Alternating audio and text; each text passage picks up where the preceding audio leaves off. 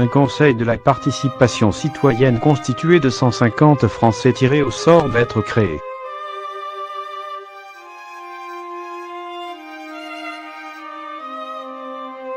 Sa première mission sera de se pencher sur la transition énergétique sur laquelle travaillent déjà une soixantaine de comités d'experts.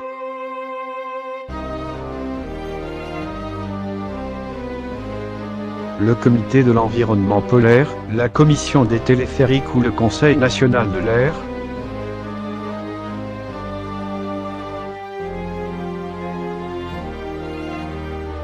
En France, une soixantaine de comités sont actuellement chargés par le gouvernement de travailler sur la transition énergétique.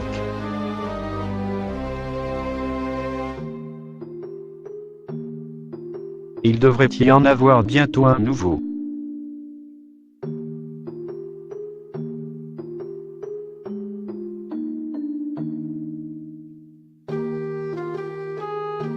Lors de sa réponse à la crise des Gilets jaunes, jeudi 25 avril, Emmanuel Macron a évoqué la création d'un conseil de la participation citoyenne dont la première mission sera la transition écologique.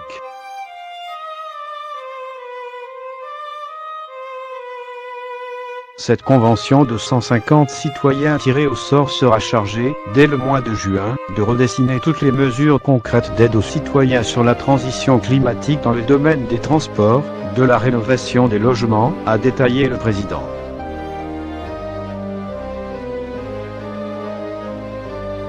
Mais avec le Conseil de défense écologique, également annoncé par le chef d'État, cette convention citoyenne est une nouvelle couche qui vient s'ajouter à un millefeuille institutionnel déjà bien complexe à saisir.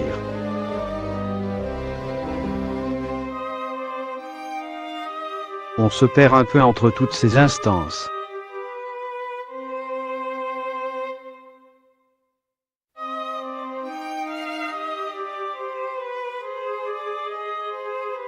C'est intéressant, mais on ne sait pas où ça va se situer par rapport à d'autres comités qui existent déjà et qui ont des missions préétablies, résume Pascal Braconneau, l'une des membres du comité d'experts de la transition énergétique, créé en 2015.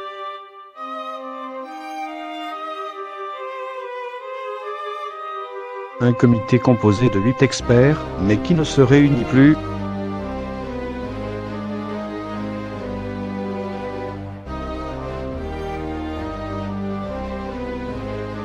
Il doit être remplacé prochainement par un haut conseil pour le climat, comme annoncé en novembre.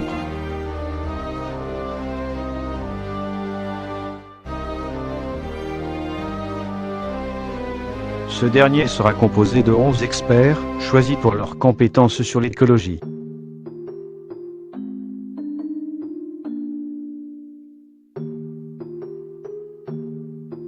S'il reconnaît que l'on se perd un peu entre toutes ces instances, l'économiste Patrick Criqui, membre du comité d'experts sur la transition écologique, pointe surtout de gros problèmes de moyens qui limitent leur travail.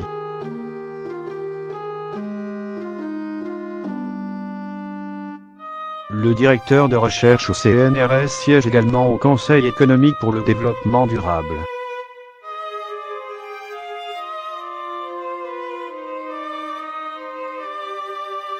Depuis 2007, cette instance a pour ambition de proposer des éléments d'analyse pour améliorer les politiques publiques, résume Patrick Criqui.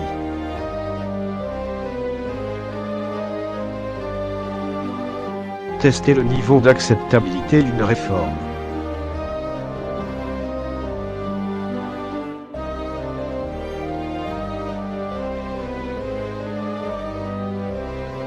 Alors, le Conseil de la participation citoyenne servira-t-il vraiment à quelque chose ? Aux yeux de certains chercheurs, mobiliser les citoyens sur la transition écologique constitue une piste intéressante.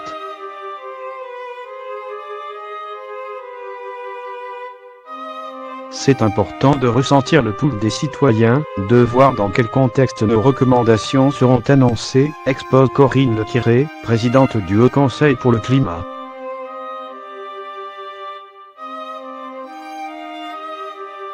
Il est très important que les citoyens soient impliqués dans les réponses au changement climatique. D'autant que la fiscalité écologique a alimenté une bonne part des contributions au grand débat national, en réponse à la mobilisation des Gilets jaunes.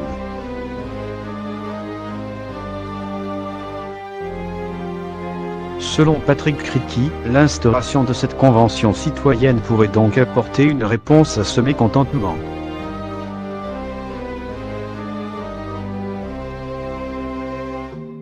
C'est un schéma de démocratie délibérative qui permet de tester, auprès d'un panel de citoyens, le niveau d'acceptabilité d'une réforme, estime-t-il.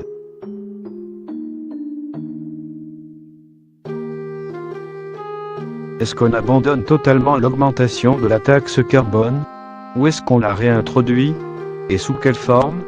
Voilà autant de questions sur lesquelles les citoyens choisis pourraient être amenés à répondre, selon lui.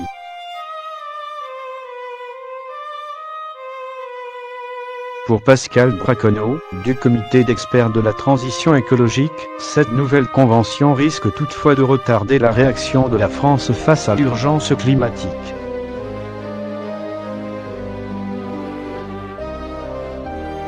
On prend des mesures, mais on ne va pas assez loin et pas assez vite.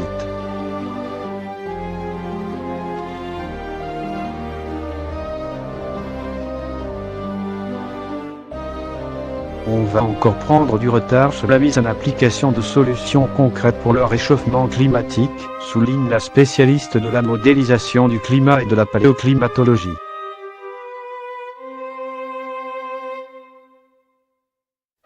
La faute au temps de mise en place, mais aussi au fait que ce nouveau comité ne donnera que des avis consultatifs.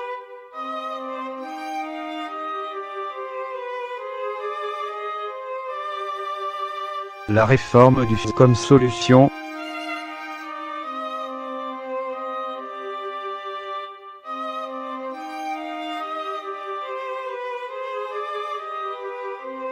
Se pose aussi la question des moyens qui y seront alloués.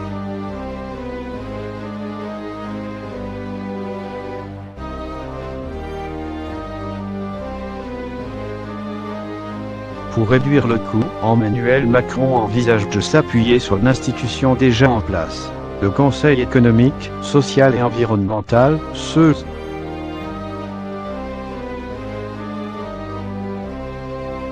Cette assemblée consultative conseille le gouvernement et le Parlement sur la préparation des lois et les orientations des politiques publiques.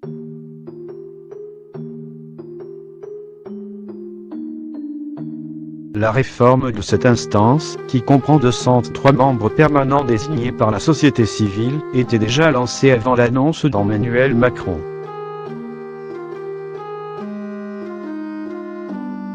Ses moyens devraient être renforcés et ses ambitions étendues.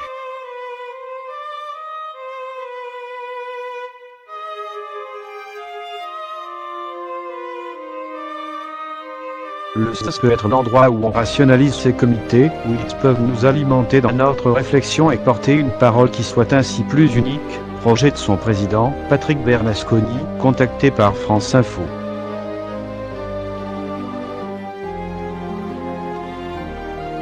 En plus des avis proposés par cette assemblée citoyenne, le gouvernement pourra s'appuyer sur ceux du Haut Conseil pour le climat afin d'arbitrer des décisions relatives à l'écologie.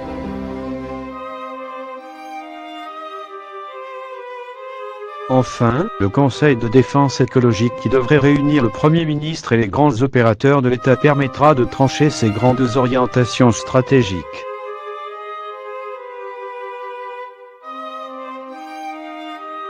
Une multiplicité des avis qui satisfait Corinne Lecquéré. Il faut que ça engage tout le monde et que ça remonte au plus haut niveau.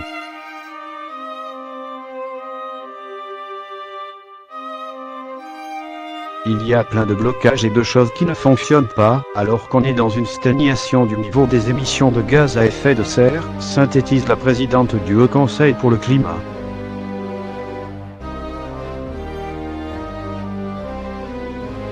Il faut essayer d'enclencher des instruments nouveaux.